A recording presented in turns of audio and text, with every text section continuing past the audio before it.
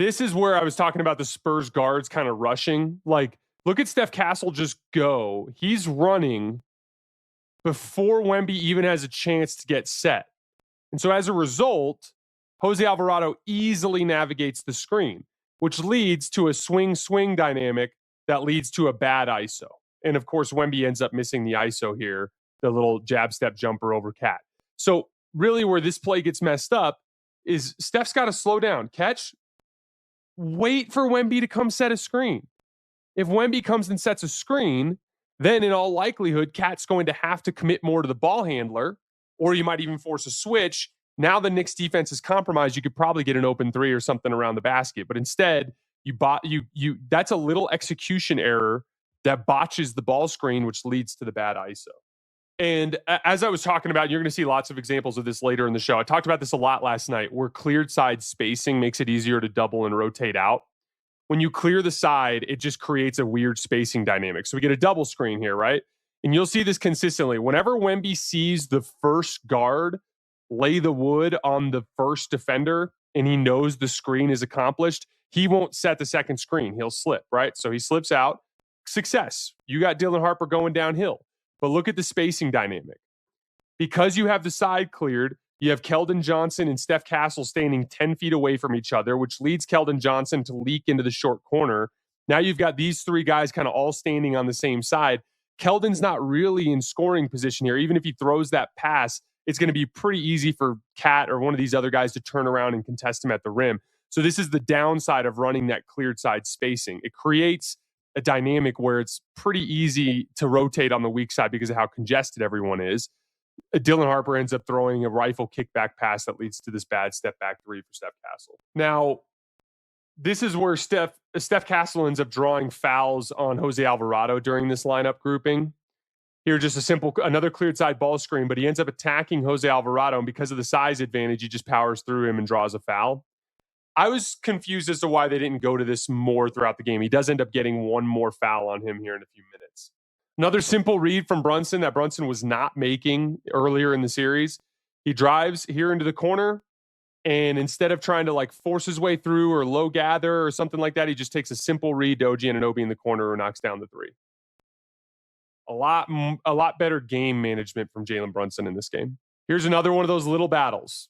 Wemby kind of walks the ball up the floor into a DHO with Harper. Watch Josh Hart just apply pressure here. In the process, like, again, just that little bit of like a push, a little bit of physicality causes Dylan Harper to lose his balance along the end line and turn it over. Just one small battle out of many. Like, to Josh Hart's credit, between that pin screen that I showed you guys that got OG the three and then that one, those are a couple of big plays in this game. Here's the other foul that Steph Castle draws on Jose Alvarado. Fast forward a little bit, just cleared side ISO, draws the foul. Jalen Brunson's dad doesn't like it, but it was a clear call. Here come those wave screens. Today's show is brought to you by presenting sponsor Hard Rock Bet, Florida's sportsbook. The NBA Finals are here. The lights are brighter, the pressure is higher, and every possession can define a legacy. Will New York finally end a 53-year drought and bring a title to the Big Apple?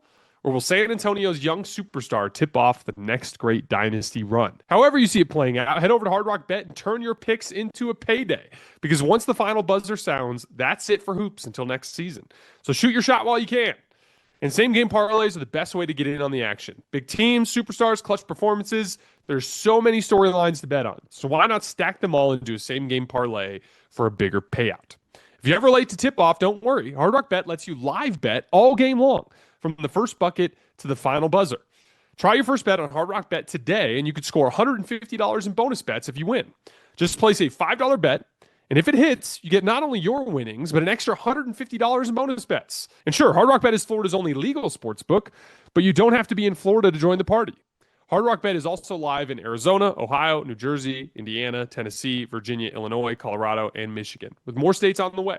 Download the Hard Rock Bet app today, and let's get the party started. So you can see you have the first screen is Josh Hart. Jose Alvarado is matched up on Wembanyama here. Watch how he cuts behind him and runs up and sets the screen. What ends up happening as a result, when he sets that screen, because Julian Champagnie ends up having to rotate up, that forces Wemby onto OG Anunoby in the strong side corner. This is the hardest spot to help on a drive, right?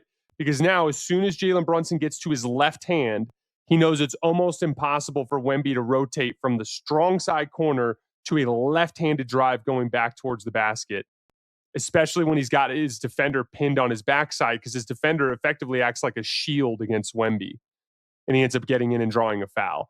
So again, that's where that kind of like sprinting in screen set from Jose Alvarado ends up triggering this switch from Champagnie, which forces Wemby onto the best shooter on the team in the strong side corner. I thought this was actually an example of a well-executed play for a good look. We're running our 45 action. Good screens are set. Brunson ends up having to step up in his hedge and recover. That gets OG Anunoby to linger and help. Wemby rolls hard to clear Cat. Julian Champagnie wide open catch and shoot three. That's good offense. When they run their sets right and they execute and they screen well and they engage the extra defender, they tend to get good looks. Brunson ends up turning it over here against Castle, and then I just thought this was a rushed shot from Devin Vassell. Not a terrible look, but a little bit rushed. And you could tell, too, like little details that always kind of go under-discussed in this sort of thing. The pass is in a situation where if you watch his feet, he's just not quite set all the way. He's a little bit rushed, doesn't quite get as much lift. We've seen Devin Vassell shoot. This dude jumps so high on his shot. But because it's a transition three and he's sprinting into it, he's a little fatigued, doesn't get as much lift as he usually gets, and ends up missing the shot. Now, here's the dynamic that ends up leading to the wave screens. Cat catches up top against Wemby. Brunson throws it back to him. Cat kind of fools with Wemby a little bit with some pump fakes. Then on the clear here, Wemby's glued up to Cat, which clears all of this space for Brunson to drive. He ends up beating Champagnie for the right-handed layup. That's what leads Wemby to go to that one-man zone look here down the stretch. Next possession, Wemby wants to set it, but he calls for him to clear out. He wants to attack Brunson. Look at this screen from Champagnie. Champagnie is setting a level screen. And one of the problems with that particular type of screen is it's pretty easy to navigate unless you're already headed downhill with some momentum. Like the screens, when you have more of a flat angle, I like when this guy's got momentum, because then as he's trying to navigate around, he's going to run into that target and Fox is going to be able to actually beat him and turn the corner. But because he's coming from a static drive situation, OG can easily sidle over the top and get back in front. In this specific situation, I want to see Champagnie take a little bit of a harder angle and actually lay the wood on OG a little bit and actually hit him and make him switch.